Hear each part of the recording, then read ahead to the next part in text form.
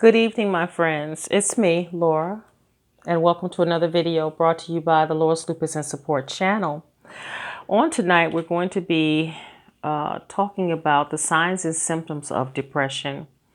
On the last video that I made, I talked about the correlation between lupus and depression. And after uploading that video, I realized that I didn't give you the symptoms of depression. It's so important that we know the signs and symptoms of depression so that we can recognize them in ourselves as well as others. And so on tonight, I'm going to give you 10 signs and symptoms of depression along with a few bonuses because, my friend, you know what? Depression is real. Depression is real. And depression has become, the diagnosis of depression has skyrocketed in the past couple of years. There are more people reporting signs and symptoms or feeling depressed than ever before. And so depression is a real illness. It is nothing to be ashamed of. It is something that we need to throw away the stigma associated with depression or anxiety. We need to look at, mental health and emotional health the same way that we look at physical health. For instance, if a friend or a loved one broke their foot, you wouldn't hesitate, to encourage them to seek treatment. Or if they were experiencing signs and symptoms of diabetes or asthma, we wouldn't hesitate, to encourage them to seek treatment. It wouldn't be frowned upon. And so it's so important that, in 2023, that we set aside the stigma regarding mental health and, to free people up where they don't have to keep it a secret or, push it down and put a smile on their face even when they don't feel like smiling or pretend that everything is okay. Unfortunately, depression is an equal opportunity illness. Okay. It knows no boundaries. Depression can attack anyone. Anyone at any age or any stage can experience depression. It knows no boundaries, regardless of whether you are rich or poor, whether you live in a hut or you live in a castle. Depression can strike at any time and can strike at anyone. Some people are more predisposed to depression, sometimes because of their medical history, their family history. Sometimes more people are predisposed to depression than others. But regardless of what, if you are experiencing any type of signs and symptoms of depression, please do not hesitate. If you are experiencing a mental health crisis at this time, pick up your phone and dial 988. Again, that number is 988. There's a medical professional that's trained, in crisis and intervention that will talk to you and talk you through whatever you need, to help you to get through this, to walk you through depression so that you won't have to experience it alone, so that you can see the light at the end of the tunnel and come out on the other side, so that you can go through this, with encouragement and knowing that you can improve and you can be, the best person that you can be. Because remember this, the medical profession is now realizing that, holistic treatment is the best treatment. We can't just provide treatment of the symptoms. We have to treat the person as a whole because we are three-part beings. We are mind, body, and soul. And these three parts to us, although they're separate, they're still very interconnected. And what happens to one affects the other, affects the other. What happens to the mind affects the body and the soul.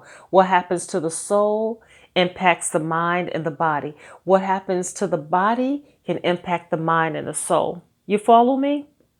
So we need to make sure that, we're treating the entire being. And it pays to know the signs and symptoms, so that you can recognize them again in yourself or in someone else. Sometimes people are dealing with depression and they don't even know that they're depressed, you know.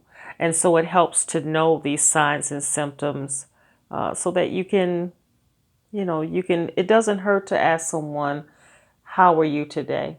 How are you doing mentally and emotionally? I'm just checking on you. It doesn't hurt to do check-ins at all.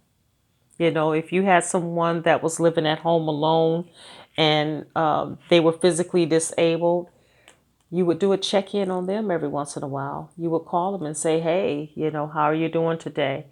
And so we need to sometimes do the same thing for someone that we may suspect that they're experiencing depression. And a person experiencing depression does not have to have all 10 of these signs and symptoms.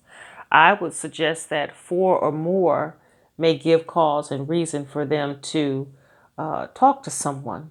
Okay. And unfortunately, with depression, you're not the only person dealing with it. You never will be. You're not the first and you won't be the last. And you definitely don't have to go through it alone. Okay.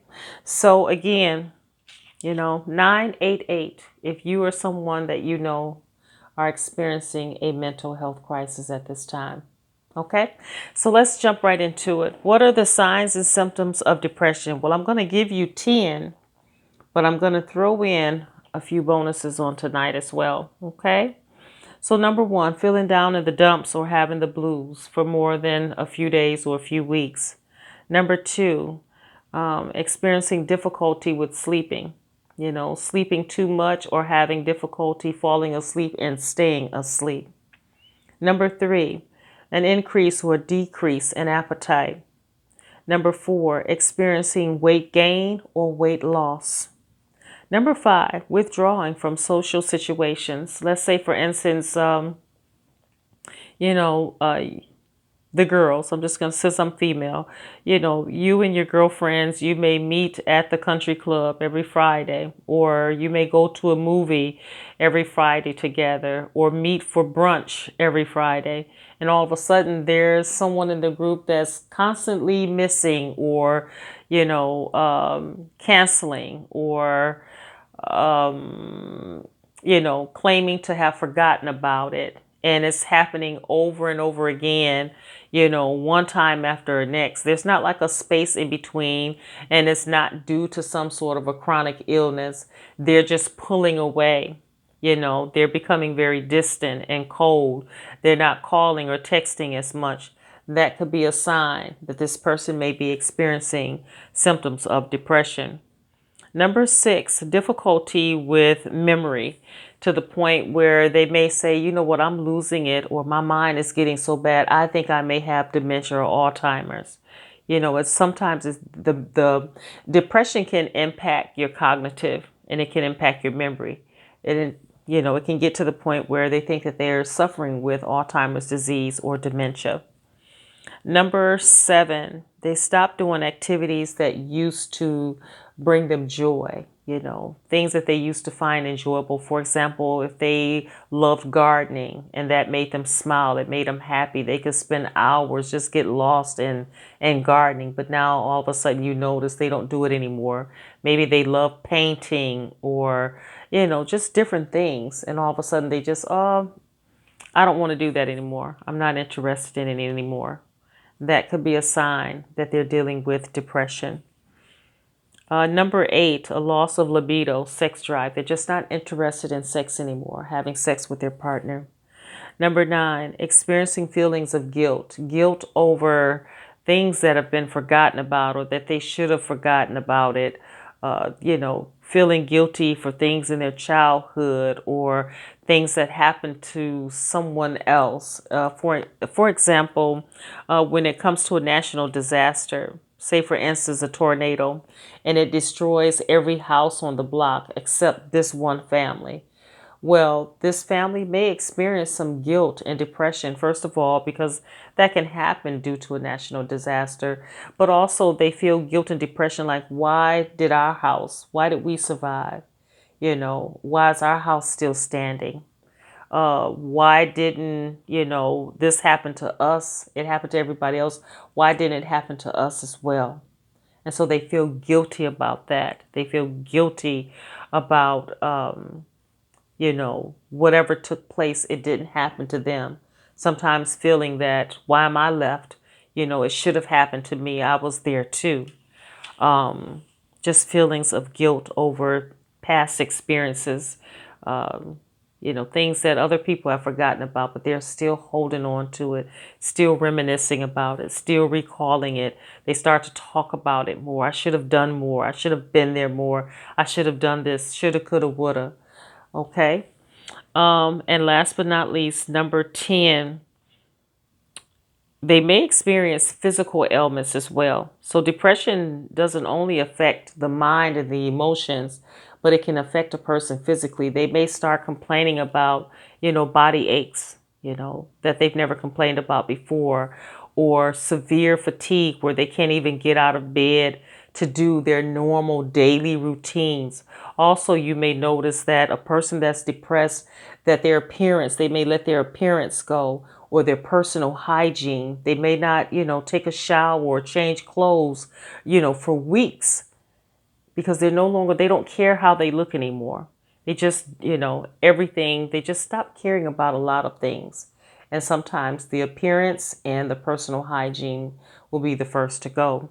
And as far as the extreme fatigue, they could sleep all day around the clock and still wake up and still feel tired, still feel, not rested enough to get up out of bed to carry on with just small daily routines. All they want to do is just sleep to stay in bed, you know. So that's a sign. And another part of, the physical ailments that they may experience, they may talk a lot about having stomach pains, an upset stomach, a weak stomach, a queasy stomach. They may experience bouts with bouts with constipation or diarrhea. Okay. So again, there are physical symptoms to depression as well. It's not just all emotional or mental. Okay. And so that's all that I have for you on tonight. As I always say, that there's life after lupus and that God loves you with all of his heart. He always has. And he has a plan, a purpose, and a destiny for your life. But it involves you showing up as you. It involves you showing up as the best you that you could possibly be. And that means mind, body, and soul. And so, my friends, I wish you a very happy Friday. This is the day that the Lord has made. We will rejoice and be glad in it. And so I wish you a very, fantastic Friday and a wonderful weekend. Take care of yourself. Stay strong, stay encouraged, stay blessed. And I will talk to you all soon on the next video. Bye for now, my friends.